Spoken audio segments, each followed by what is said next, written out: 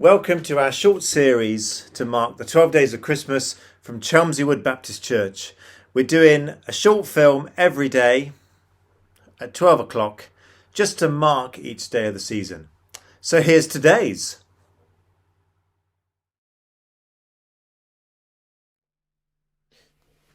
Welcome to our 12 days. Over the 12 days of the Christmas season, it starts Boxing Day, we're just doing kind of short films and activities just to see us through the festival.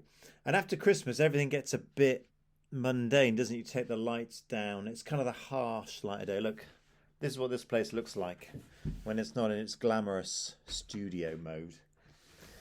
And I guess the days after Christmas are a bit like that, aren't they? You kind of all that build up. This year's been a bit weirder. But you have all that build up and you want atmosphere and you want the food to be right and you want the decorations right and you tidy the house and everything out the way. And then when it's all over, the lights, a house at night with all the Christmas lights on looks amazing, doesn't it? During the day, it looks a bit kind of, there's a wire everywhere. But Christmas is those two things, isn't it? It's the majesty of the divine and the ordinary mundaneness of our lives most of the time. And that's not a criticism of our lives, because it's the sacred in the ordinary. Everything is special, even this kind of office all over the place kind of a setup. The sacred is here too. So anyway, for this today, we're going to hear the Christmas story again. So in the midst of all of this mundane, starting to clear it all away stuff, let's remind ourselves of the story of Christmas. So we journey on through the ups and the downs, but we journey on with the divine permeating, the sacred permeating even the most ordinary moments in our lives.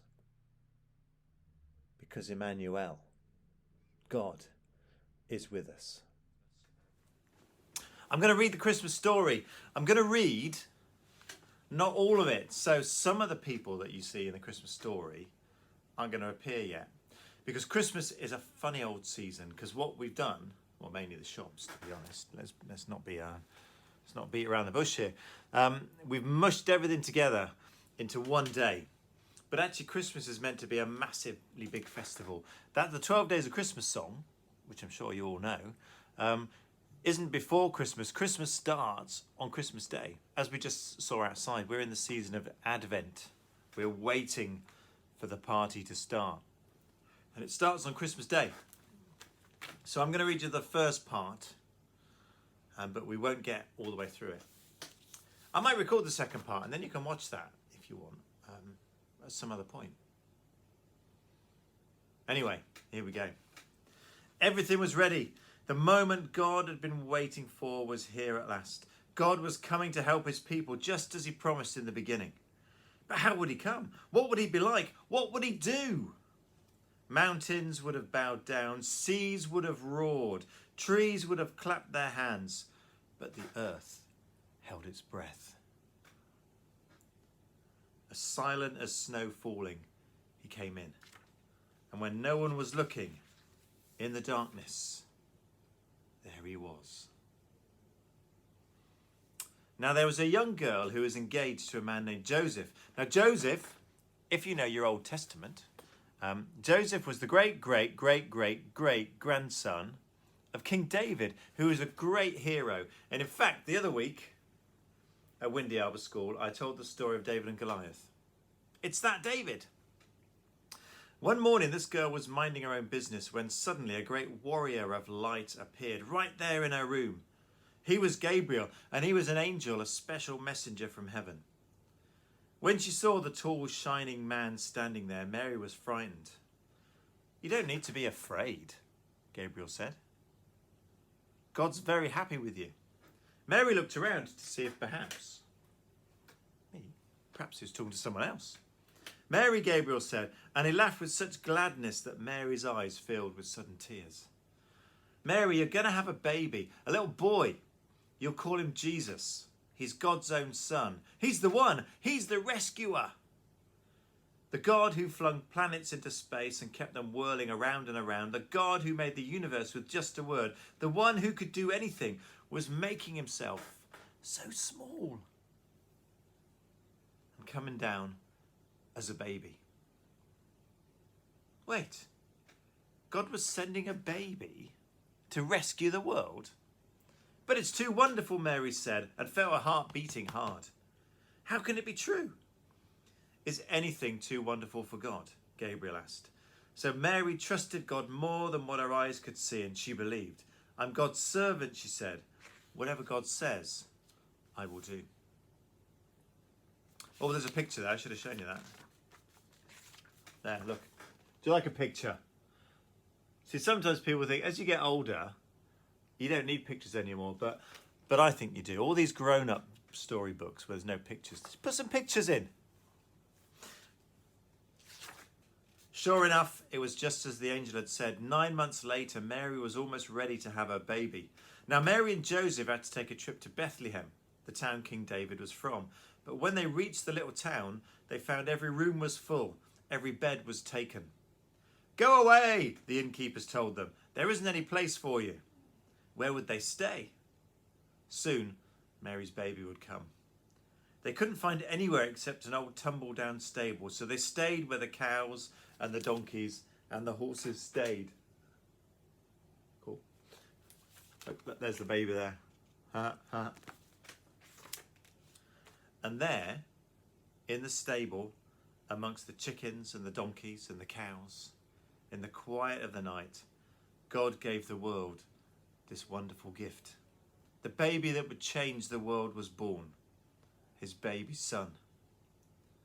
Mary and Joseph wrapped him up to keep him warm. They made a soft bed of straw and used the angel's feeding trough as his cradle. And they gazed in wonder at God's great gift, wrapped in swaddling clothes and lying in a manger. Mary and Joseph named him Jesus, Emmanuel, which means God has come to live with us. Because, of course, he had.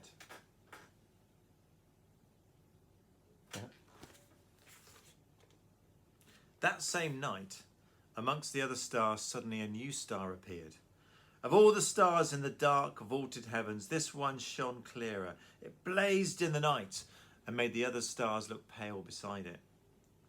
God put it there when his baby son was born, to be like a spotlight, shining on him, lighting up the darkness, showing people the way to him. You see, God was like a new dad. He couldn't keep the news to himself. He'd been waiting all these long years for this moment, and now he wanted to tell everyone. So he pulled out all the stops. He'd sent an angel to tell Mary the good news. He'd put a special star in the sky to where this boy was. And now he was going to send a big choir of angels to sing his happy song to the world. He's here. He's come. Go and see him. My little boy. Now, where would you send your splendid choir? Where would we send the choir from, say, Windy Arbor School? Where would we send that? To a big concert hall, maybe? Or a palace? God sent his to a small hillside outside a small town in the middle of the night. He sent all those angels to sing for a raggedy old bunch of shepherds watching their sheep outside of Bethlehem. In those days, remember, people used to laugh at shepherds and say they were smelly and call them rude names, which I can't possibly mention here. You see, people thought shepherds were nobodies, just scruffy old riffraff. But God must have thought those shepherds were very special indeed, because they were the ones he chose to tell the good news first. That night, some shepherds were out in the open, warming themselves by a campfire, when suddenly the sheep ran for it. They were frightened by something. The olive trees rustled. What was that? Was it a wing beat in the sky? They turned around. Standing in front of them was a huge warrior of light, blazing in the darkness. Don't be afraid of me, the bright, shining man said. I haven't come to hurt you. I've come to bring you happy news for everyone, everywhere. Today in David's town in Bethlehem, God's son has been born. You can go and see him. He's sleeping in a manger.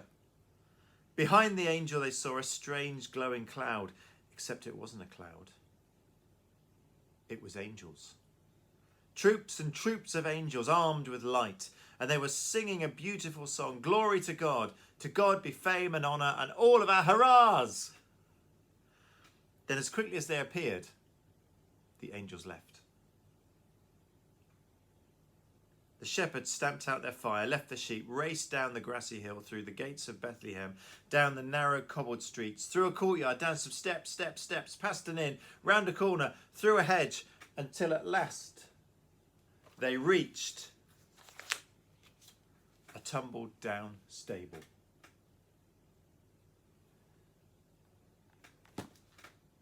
They caught their breath and they quietly tiptoed inside. They knelt on the dirt floor. They'd heard about this promised child, and now he was here. Heaven's son, the maker of the stars, a baby sleeping in his mother's arms. This baby would be like that bright star shining in the sky that night, a light to light up the whole world, chasing away darkness, helping people to see.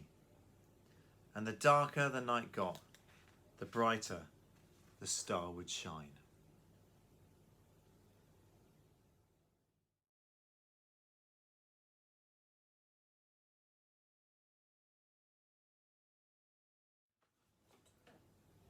So we heard the story of Christmas. Now people often mush the Christmas story together, as I've mentioned, and like it all happens in the space of about an hour, but it doesn't. The Christmas story, as it's told in the Bible and the Gospels, kind of has different aspects and different angles, different views on things. And the arrival of what we often call the three kings took place anything up to a couple of years later. So I'm going to now read you the story of the arrival of the wise men. We sometimes call them the Magi or the three kings. And it's from this book, the Jesus Storytelling Bible, which I think is a great version. So here, this also, by the way, is the story of Epiphany. Now, Epiphany means the arrival of God, the revelation of God. And it takes place today, if you're watching this on the right day, which is the 6th of January. And it marks the arrival of the wise men visiting Jesus. So here's their story of that visit, which kind of rounds off, because this is also the 12th day of Christmas. So this rounds off the Christmas season.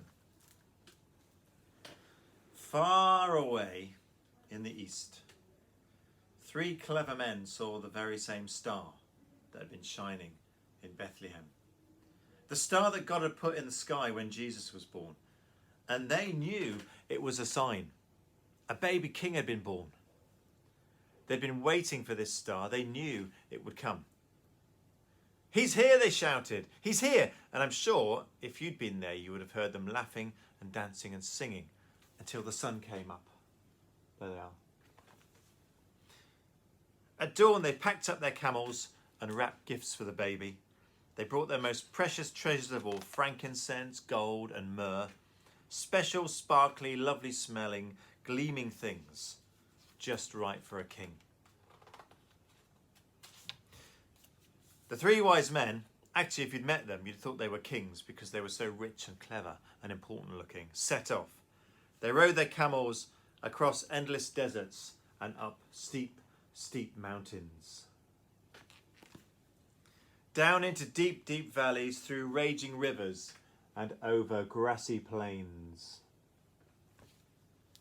Night and day, day and night, for hours that turned into days, that turned into weeks, that turned into months and months, until at last they reached Jerusalem. Jerusalem was by far the most important city for miles around. And anyone can tell you that's where a palace would be, and kings are born in palaces. So that's where they went. But they were in for a surprise. They went to see King Herod. Surely he would know where the baby was. But he didn't. And in fact, he didn't like the sound of a new king. It made him actually quite cross. He didn't want anyone to be king except him. But Herod's advisors told the 3 wise men what was written in their books, what God had said about the baby king. Go to Bethlehem, that's where you'll find him. Suddenly the star they'd seen in the east started moving again, showing them the way. So the 3 wise men followed the star out of the big city, along the road into the little town of Bethlehem. They followed the star through the streets of Bethlehem, out of the nice part of town, through the not so nice part of town, into the really not nice at all part of town, down a little dirt track until it stopped, right over a little house. But wait, it wasn't a palace. There weren't any guards, or servants, or flags, or red carpets, or trumpets, or anything. Did they get this wrong? Or was this what God had meant? There they are on their journey. Sure enough, in that little house, there sitting on his mother's knee, they found him, the baby king. The 3 men knelt before the little king. They took off their rich royal turbans and gleaming golden crowns. They bowed their noble heads to the ground and gave him their sparkling treasures. The journey that had begun so many centuries before had led 3 wise men here, to a little town, to a little house, to a little child. To the king God had promised David all those years before. But this child was a new kind of king. Though he was the Prince of Heaven, he'd become poor. Though he was the mighty God, he'd become a helpless baby. This king hadn't come to be the boss. He'd come to be the servant.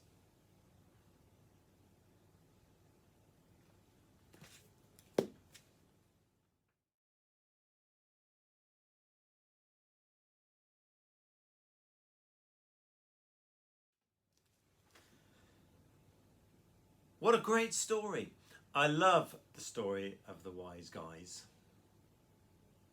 Of course, we don't know if there were 3 of them. There were 3 gifts, which is what the Gospel of Matthew tells us. But that's kind of all we know. And they came from the east. We don't know if they rode a camel or a Honda. We don't know what they arrived in. But it marks the specialness of Jesus. And what's I guess one of the things that I love about it marks the specialness of Jesus, but in a very ordinary place, a workplace, a workshop, a stable, just a very ordinary room. And that is where God was. And those gifts they brought of gold and frankincense and myrrh, they were very precious metal, an incense that you would use in worship of God, and myrrh, which was a kind of ointment, scented ointment. Very, very expensive things. And then there's a dirt floor and a manger, all that kind of stuff. Well, not the manger because it took place later, but you get the idea. So there's kind of 2 things going on. One is that God, who made the universe, came amongst us, ordinary people. People like us, like you and me and your neighbour and your friend. God was just like that. And also that God takes what is ordinary and by being there makes it special. We are all precious to God. God reaches down and lifts us up.